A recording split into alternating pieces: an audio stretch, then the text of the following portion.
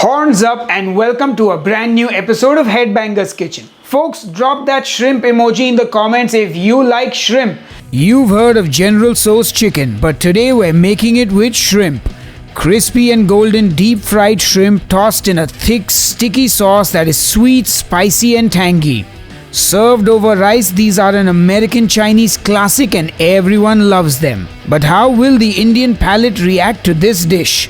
Watch till the end to find out. Now, General Tso's chicken is a very popular American Chinese dish, and I've actually made a keto version of that dish on a previous episode. Click here on the I button to check that out. But today we're going to be making the same dish but with shrimp. So anyway, enough jibber jabber, let's get cooking. To make our sauce, I start with half a cup of chicken stock.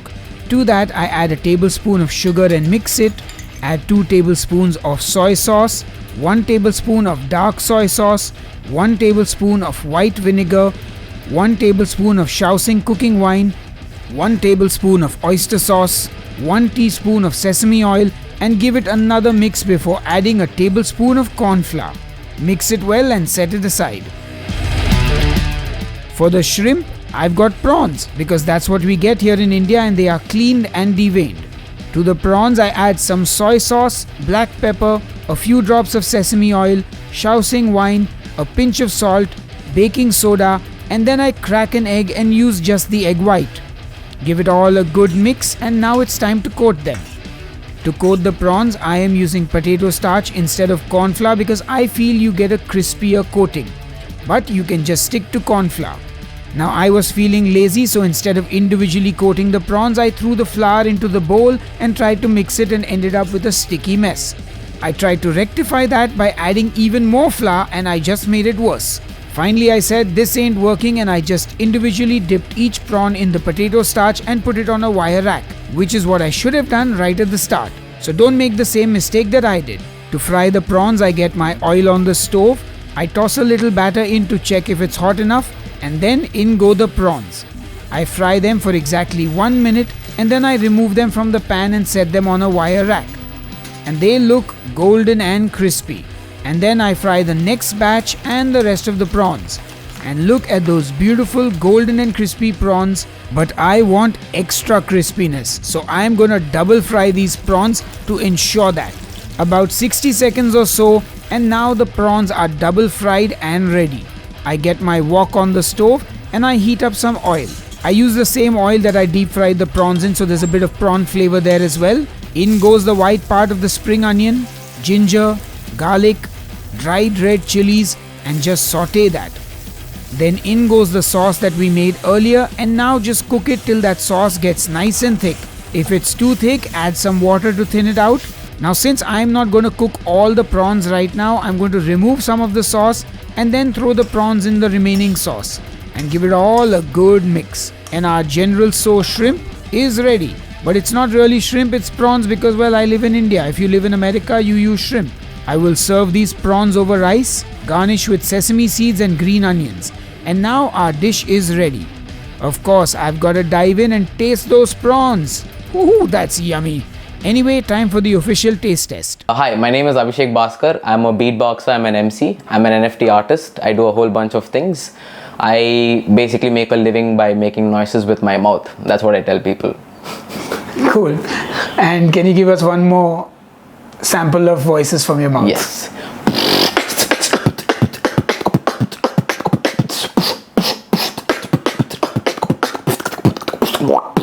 That's beatboxing. Fantastic. Hi, I'm Peter Kodikalapudi and I do marketing. Okay.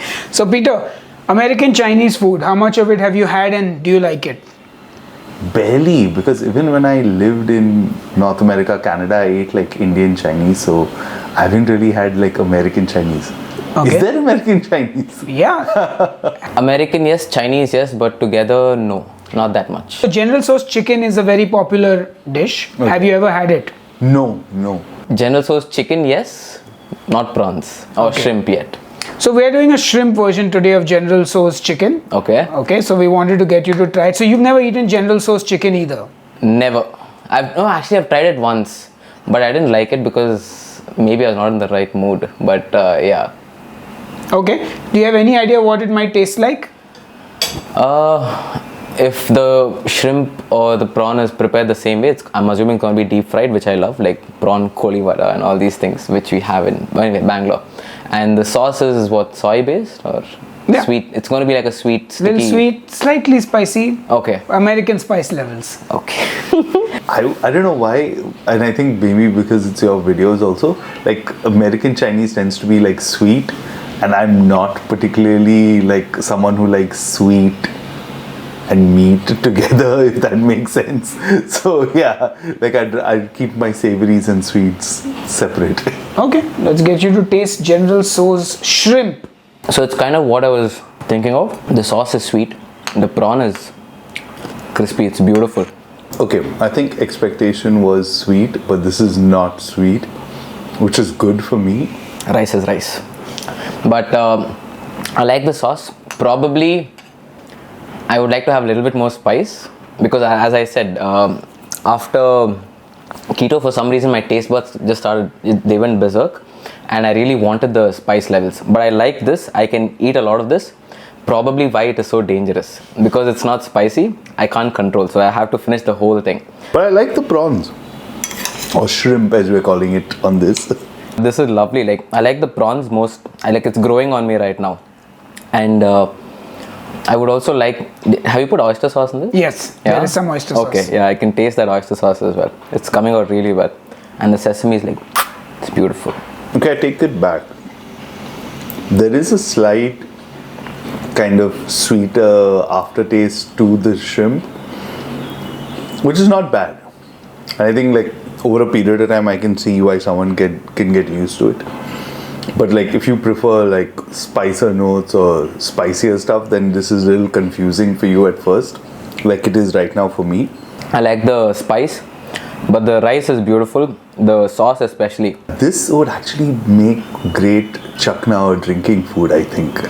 That's what, yes. Because at that time you don't care after like 2-3 drinks, right? Whether it's sweet, savory, spicy, all is kind of the same. So yeah, I think this is going to be an interesting chakna for whoever wants to try it out. Awesome. Do you have enough to rate this on a scale of 1 to 10 for us? Yeah. 8.8. Cool. Yeah. Basically 8 is a very good number. For the spice, I'm being unreasonably strict with you, by the way. It's okay, it's fine. But yeah, I would like it a little bit more spicy. I know it's not traditional, of course, by any means. But yeah, I just want a little bit more spice. But apart from that, the rice and the combination works. Like, I can see myself eating a whole bowl of this on a Saturday and just finishing it up. It's incredible. But yeah, I just got a plate. I don't know why he's skimping on the prawns, guys. But yeah, this is beautiful. 8.8. Awesome. Yeah, I would say this is about a 7 for me. And this is coming from the context of like I have no idea what General Tso's chicken sounds like. But yeah, if this is it, then I definitely want to try what the chicken is like also. Alright folks, it's my time now to taste General Tso shrimp. And it looks great, smells great, but mine is a lot darker than normal, and that's because I used a lot of dark soy sauce. And that is what gave it the really dark color. So if you want yours to be a bit lighter, use less of the dark soy sauce. Anyway, let's taste. That is good. It is quite sweet though, I will be honest. And I put, I think, less sugar than most recipes would call for. But it's a good balance. A little bit of heat from the chilies, nice savoriness from the soy sauce and the sesame oil, and that little bit of sweetness. I think this is a winner. But you know what? Why don't you make this at home? Let me know how it turns out, and I will see you on the next episode of Headbangers Kitchen. Until then, cheers and keep cooking. I mean, I'm just gonna keep eating while my editor rolls the names somewhere on the screen. That's my thank you to everyone who supports the channel. And if you'd like to become a supporter on Patreon or on the YouTube channel memberships, the links are in the video description box just below this video.